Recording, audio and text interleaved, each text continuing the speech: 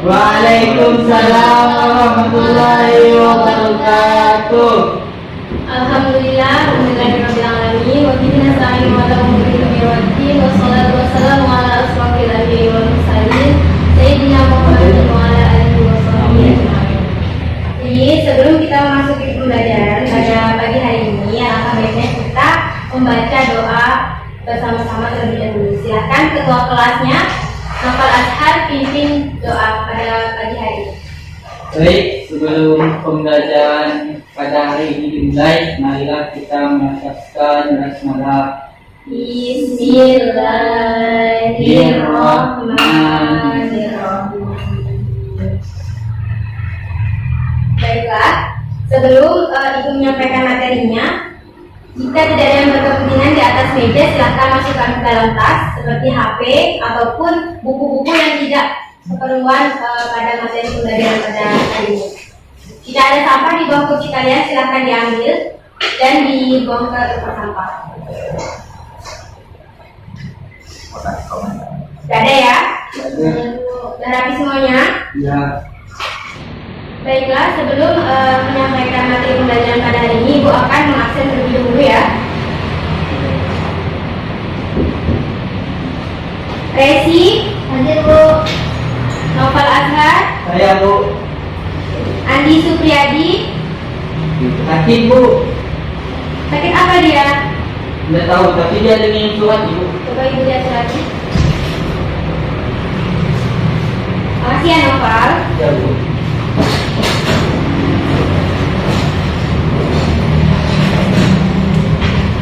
Kita doakan semoga teman kita Andi Supriyadi cepat sembuh dan diangkat penyakitnya oleh Allah Subhanahu wa taala. Amin.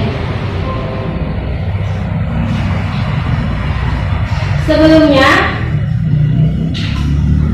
kita membahas materi tentang perekonomian dalam Islam pada pagi hari ini, Ibu akan bertanya materi minggu lalu, yaitu tentang pengertian jual beli. Ada yang masih ingat? Ingat Bu. Dan Ibu akan menunjuk salah satunya ya dari kalian semuanya. Ya Bu. Coba Resi, pengertian jual beli itu apa? Jual beli adalah suatu transaksi tukar menukar barang atau harta yang melibatkan pemindahan hak untuk sesuai syarat dan rukun tertentu.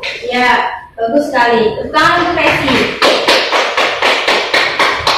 Nah, pada hari ini kita akan membahas materi tentang perekonomian dalam Islam.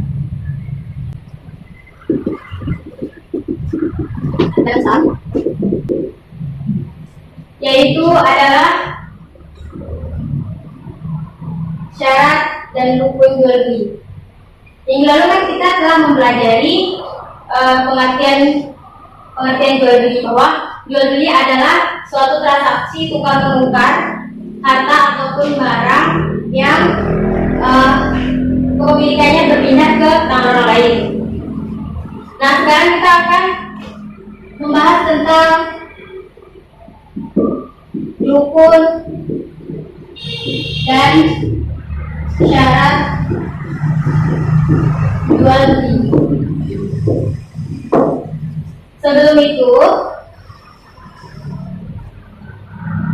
Sebelum itu Ibu minta kepada kalian, ketika Ibu menjelaskan tentang rukun dan syarat jual beli, kalian harus memperhatikan Ibu menjelaskan. Karena apa? Bahwa materi ini sangat penting dan nanti akan kalian aplikasikan ke dalam kehidupan sehari-hari, yaitu tentang pembelian barang ataupun makanan. Karena apa? Jadi kalian harus mengetahui rukun dan syarat jual beli tersebut. Jika tidak, kalian nanti akan salah melakukan transaksi seperti itu.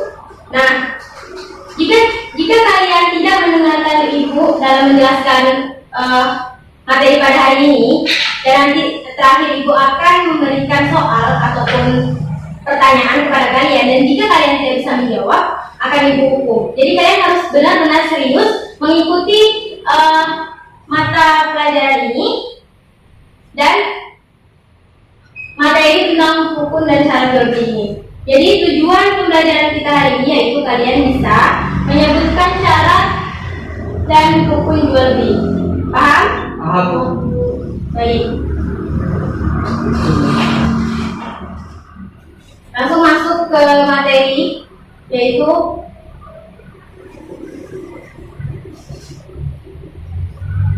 yang pertama adalah rukun jual beli, yaitu ada penjual atau ba'i.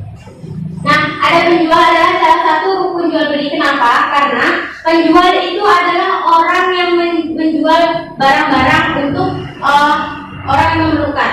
Seperti apa? Misalnya, Novel Azhar memiliki warung, dan warung itu berisi seperti kayak sembako. Nah, Resi membeli sembako seperti beras, minyak goreng. Nah, itu adalah harus ada salah satu syaratnya yaitu atau salah satu rukunnya yaitu ada penjual.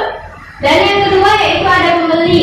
Nah, pembelinya di sini adalah jadi bagaimana jika tidak ada pembeli kalau hanya ada penjual seperti itu kan? Nah, pembeli di sini sangat diperlukan karena apa? Karena agar terjadi transaksi tukar menukar barang di situ. Jadi pembeli di sini atau musfari, nah itu adalah sangat penting, aspek atau objek yang sangat penting di dalam perekonomian dalam Islam. Dan yang ketiga adalah ada barang atau harta yang diperjualbelikan. Iya, itu pasti. Kenapa? Karena jika tidak ada barang, bagaimana akan terjadi transaksi jual beli seperti itu kan?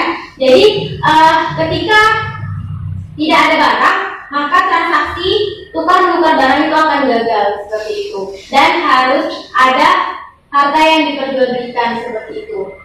Nah, kemudian yang selanjutnya yang keempat yaitu ada uang atau alat bayar yang digunakan sebagai penukar barang atau maksud alai.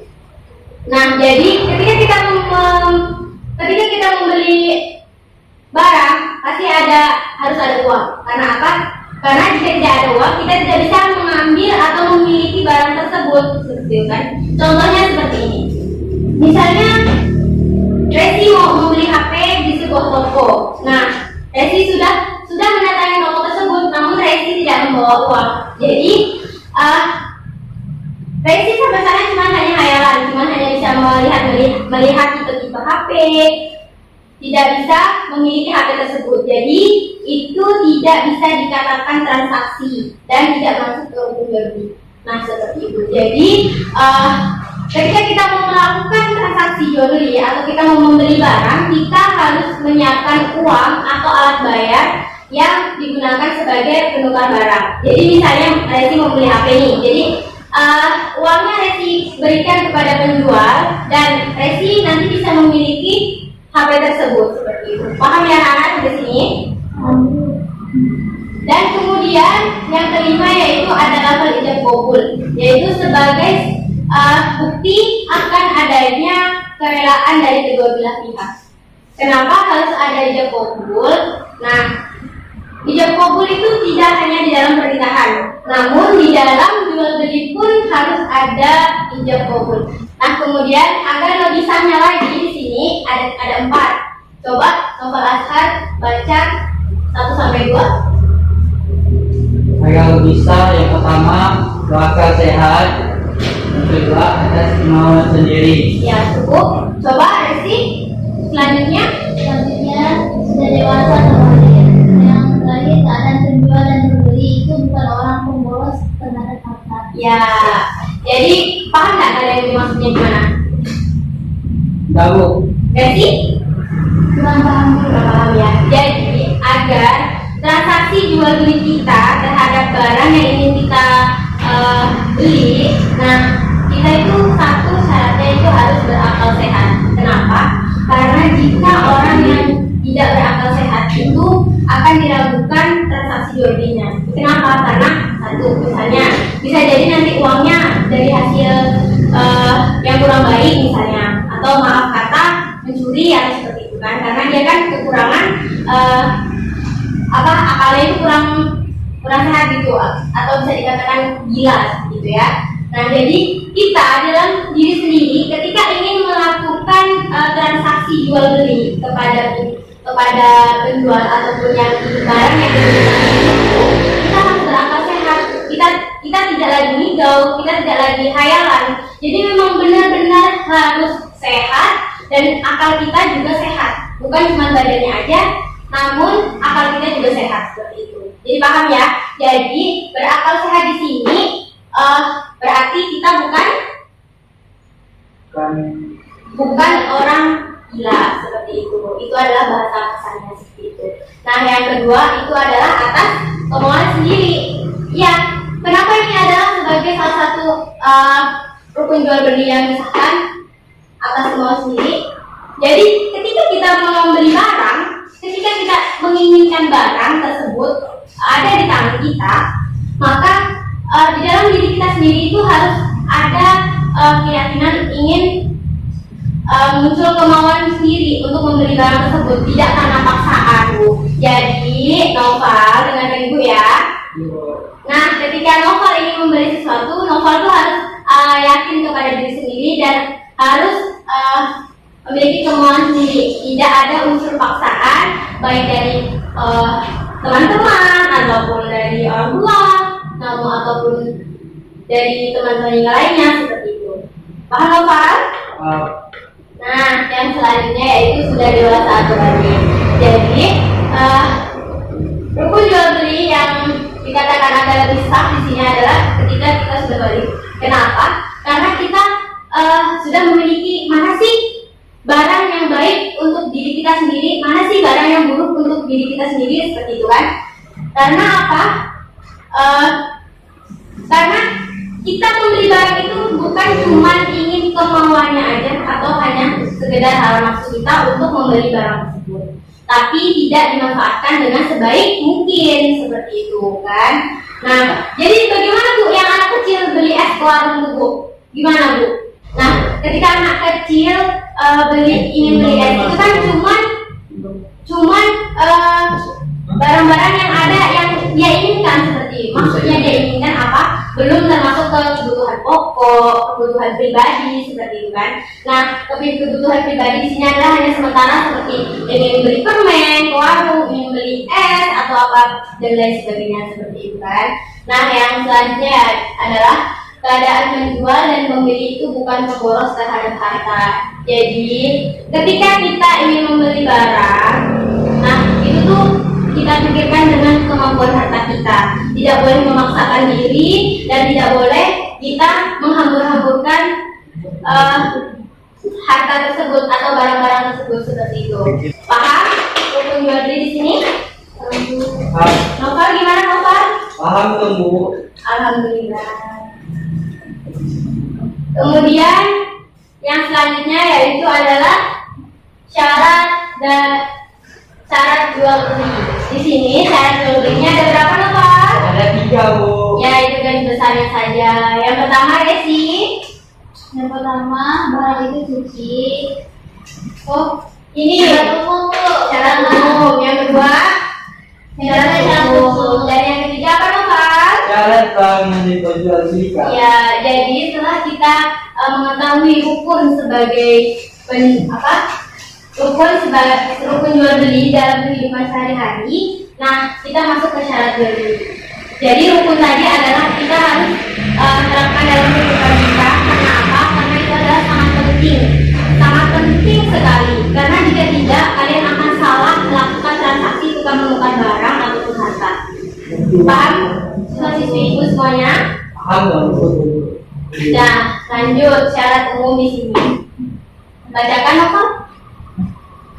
Syarat umum terhindar dari kekayaan jual beli, yaitu ketidakjelasan, keterpaksaan, pembebasan dengan waktu, penipuan dan syarat yang merusak lainnya.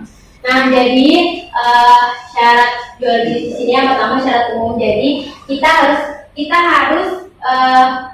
memperhatikan syarat umum di sini karena apa? Ketika kita melakukan tukar menukar barang, pastinya kita akan melihat barang tersebut dong, ya enggak? Gitu. Nah, kita harus melihat barang tersebut cacat enggak sih barangnya, bagus bagus enggak sih seperti itu kan?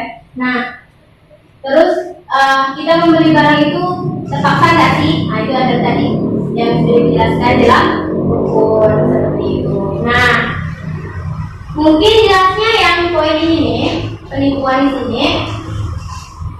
Penipuan di sini biasanya banyak terjadi ketika kita melakukan transaksi jual beli melalui online. Online di sini banyak sekali yang melakukan penipuan, baik itu penipuan barangnya tidak sampai ataupun kecacatan dalam barang tersebut seperti itu kan, atau misalnya Resi membeli baju online. Nah, digambar sama yang datang barangnya itu tidak sesuai. Nah, pasti Resi sebagai pembeli kecewa seperti itu kan. Nah, itu adalah salah satu syarat umumnya harus kita hindari ketika kita membeli barang tersebut, baik itu atau seperti itu ya hafal. Iya. Terus yang kedua yaitu syarat khusus. Syarat khusus yang pertama adalah barang yang diperjualbelikan harus dapat dipegang. Gimana tuh? Harus dapat dipegang. Gimana kalau bisa di air? Di air. Kita dipegang tuh airnya di esnya. Iya ke? Seperti itu. Barang yang diperjualbelikan harus dapat dipegang. Gimana tuh Bu? Iya. Jadi barangnya itu real. Fakta ada di depan kita, tidak hayalan semata, tidak hayalan yang ada di pikiran kita, dan barang tersebut itu harus ada di depan kita. Kita harus memegangnya, harus memegang barang tersebut agar jual beli yang kita laksanakan, tukar-menukar barang tersebut itu adalah baik seperti itu. Nah, kemudian yang kedua apa Pak? Harga harus diketahui. Harga harus diketahui. Ya, pasti Ibu mau nanya nih sebelumnya sama Resi. Resi gimana kalau beli barang? Misalnya beli apa gitu? Kalau kita misalnya beli bedak ya misalnya. Ya, beli bedak. Kita harus mengetahui dulu Harganya. Ya, betul sekali. Kenapa harga harus diketahui terlebih dahulu? Karena apa? Karena ini adalah salah satu syarat untuk menyesuaikan uang yang kita miliki seperti itu. Oh, misalnya Resi pengen beli bedak harganya 50.000, tapi Resi hanya memiliki uang 30.000, kurang. Nah, gimana kalau kurang seperti itu kan? Pastinya Resi harus nabung dulu, harus nabung, harus bagaimana caranya agar uang tersebut terkumpul dan bisa membeli barang tersebut seperti itu. Jadi apapun ketika kita membeli barang, pasti kita pertama yaitu kita menanyakan harga terlebih dahulu seperti itu. Yang ketiga adalah serah terima benda dilakukan di tempat seperti itu. Ya, yang tadi sudah dijelaskan, yaitu kita harus melakukan transaksi jual beli itu, kita harus mengucapkan ijab kabul, yaitu serah terima benda yang dilakukan di tempat. Nah, karena apa? Karena agar penjualnya tidak kecewa kepada pembelinya, dan pembelinya juga tidak kecewa kepada penjualnya seperti itu. Jadi udah ada ijab kabul di dalamnya. Nah, yang keempat, barang yang diperjualbelikan sudah menjadi tanggung jawab. Nah, yang ketiga adalah syarat barang yang diperjualbelikan, yaitu ada berapa Noval? Ada 4 Bu. Ada 5. Oke. Perhatikan ya Noval. Nah, yang pertama yaitu barang itu suci, artinya bukan barang najis ya. Jadi ketika kita membeli barang, terutama makanan, nah barang itu harus sesuai dengan syariat Islam. Seperti apa misalnya makanan? Kan kita sudah mengetahui bahwa makanan yang najis bagi kita itu adalah misalnya seperti daging anjing, daging dan bawahnya itulah pokoknya kan. Nah, itu kan tidak suci untuk kita dimakan, untuk kita makan seperti itu kan. Nah, jadi barang itu harus suci. Yang kedua, barang itu harus bermanfaat. Tadi sudah Ibu sampaikan juga bahwa ketika kita memiliki barang tersebut, kita harus pergunakan semaksimal mungkin. Ketiga adalah barang itu dapat diterimakan ke pemiliknya. Sama tadi yang saya juga sudah dijelaskan bahwa barang itu dapat diserah terimakan ke pemiliknya. Jadi antara penjual dan pembeli itu harus melakukan ijab kabul, itu salah satunya. Jadi serah terima barang itu harus terjadi di tempat tersebut. Nah, yang kelima yaitu barang itu dapat diketahui jenis, ukuran, sifat, dan keadaannya. Ya, itu adalah salah satu syarat barang yang diperjualbelikan. Yang kelima itu harus mengetahui jenis, ukurannya. Ya, bagaimana kita tidak harus mengetahui tersebut, gitu kan? Nah, misalnya Resi membeli baju, pasti harus tahu dulu dong jenis bajunya tuh bahannya apa, seperti itu kan, ukuran apa, SK, XLK, double XLK, dan keadaannya tuh seperti apa, seperti itu. Nanti bisa dicek ketika Resi datang ke toko baju, seperti itu. Jadi kita harus, ketika kita melakukan atau membeli atau melakukan transaksi jual beli adalah kita harus mengetahui jenis, ukuran, sifat, dan keadaan barang tersebut. Gitu. Baik, materinya sudah selesai.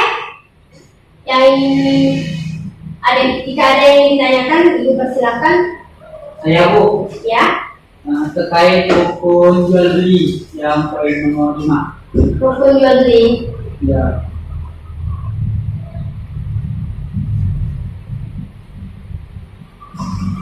Kan itu ada poin tentang ada lapas ijab kabul. Ya. Terus sebagai bukti ada kerelaan dari kedua belah pihak. Ya. Maksudnya gimana Bu? Apakah menunjukkan secara formal atau non formal dan juga apakah harus bersalah tangan? Seperti itu. Ya. Ya, jadi perhatikan ya, siswa-siswi Ibu yang lainnya. Novel Azhar bertanya tentang, Bu, rukun jual beli yang kelima kok ada ijab kabul? Yang satu itu ijab kabul itu ada di dalam pernikahan, seperti itu kan. Nah, ijab kabul di sini dilakukan secara formal atau non formal, seperti itu kan. Nah, agar lebih meringankan penjual dan pembeli, itu dilakukan ijab kabul secara non formal. Misalnya seperti apa? Seperti tadi Ibu jelaskan, Novel membeli es di warung, membeli es. Nah, Novel pasti memberikan uang kepada penjual, seperti itu kan, dan esnya nanti akan jatuh di tangan Novel, seperti itu. Nah, selain tidak ada unsur keterpaksaan di situ, tidak ada unsur keganjilan, maka itu adalah salah satu ijab kabul di dalam transaksi jual beli, seperti itu Novel. Jadi ketika kita membeli barang, bahwa kita menyukai barang tersebut, seperti itu kan. Nah, terus Novel ingin memilikinya dan Novel ingin membelinya, bahwa maka Novel harus memiliki uang agar memiliki barang tersebut, seperti itu. Jadi ketika Novel memberikan uang kepada si penjual, nah Novel juga harus berhak mendapatkan barang tersebut, seperti itu Novel. Nah, baiklah, mungkin sebelum kita mengakhiri pembelajaran kita pada pagi hari ini, marilah kita simpulkan apa yang telah kita pelajari hari ini, yaitu tentang rukun dan syarat jual beli. Di sini yang pertama adalah rukun jual beli. Yang A itu adalah ada penjual. Yang kedua ada pembeli. Yang ketiga ada barang. Yang keempat adalah ijab kabul. Nah, kemudian yang disahkan itu salah satunya adalah harus balik dan berakal sehat tadi, itu. Nah, kemudian syarat jual beli ada berapa Novel? Ada 3 Bu. Ada 3. Yang pertama Syarat umum. Yang kedua Syarat khusus. Yang ketiga adalah Syarat yang diperjualbelikan.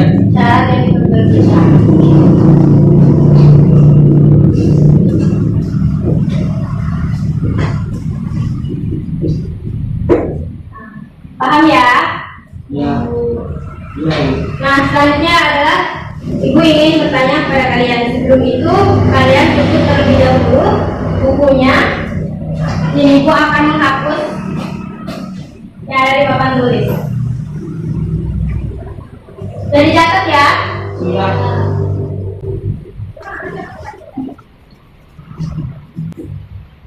Sesuai dengan kata-kata Ibu tadi waktu awal pembelajaran, bahwa Ibu di akhir akan melakukan kegiatan yaitu bertanya kepada kalian. Siapa yang tidak menjawab akan Ibu hukum seperti itu. Siap-siap ya, Ibu akan tunjuk salah satu dari kalian. Coba Resi, Iya Bu. sebutkan rukun jual beli. Rukun jual beli itu pertama ada penjual, ya, ada pembeli, ya, ada barang, ada ikut kabur. Ya. Dan yang salah satunya Satunya adalah Syarat syaratnya itu orang yang berakal sehat dan dewasa. ya, itu salah satunya. Tepuk tangan untuk Resi.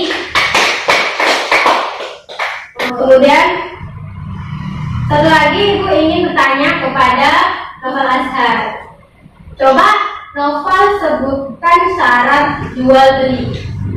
Syarat jual beli ada 3. Ya, yang pertama, Syarat khusus. yang kedua, Yang pertama syarat umum. Yang kedua syarat khusus. Ya. Yang ketiga syarat yang ya, diperjualbelikan. syarat yang diperjualbelikan. Jadi nanti kalian bisa baca-baca lagi apa materi yang kita pelajari hari ini seperti itu. Dan jawaban Novel tadi tepat sekali. Beri aplaus untuk Novel. Jadi kalian benar-benar memperhatikan Ibu ketika menjelaskan tadi ya. Nah, untuk materi selanjutnya yaitu tentang hukum jual beli. Jual beli dalam Islam. Nah, kalian baca materi tersebut pada halaman 110 dan pelajari di rumah. Minggu depan sebelum kita memulai pembelajaran tentang ini, Ibu akan bertanya kepada kalian terlebih dahulu seperti awal tadi yang dilakukan seperti itu. Paham siswa-siswi Ibu semuanya? Paham Bu. Ya, jadi kalian ketika menuntut ilmu itu tidak boleh secara terpaksa. Kenapa? Keterpaksaan tersebut tidak akan menyerap ilmu ke dalam diri kita dan tidak akan membuat itu tidak bisa bermanfaat untuk orang lain. Ketika kita melakukan dalam keterpaksaan dan kita melakukan itu tidak dalam kesenangan. Jadi kita harus sabar dan mengikuti apa yang dilakukan oleh seorang guru yang terhadap murid seperti itu. Itu adalah terakhir dari Ibu. Sebelum menutup pembelajaran pada pagi hari ini, silakan pimpin doanya terlebih dahulu. Novel Azhar membaca doa kepada majelis. Baik, sebelum menutup pembelajaran pada hari ini, marilah kita melapaskan doa kifaratul majelis. Subhanallah.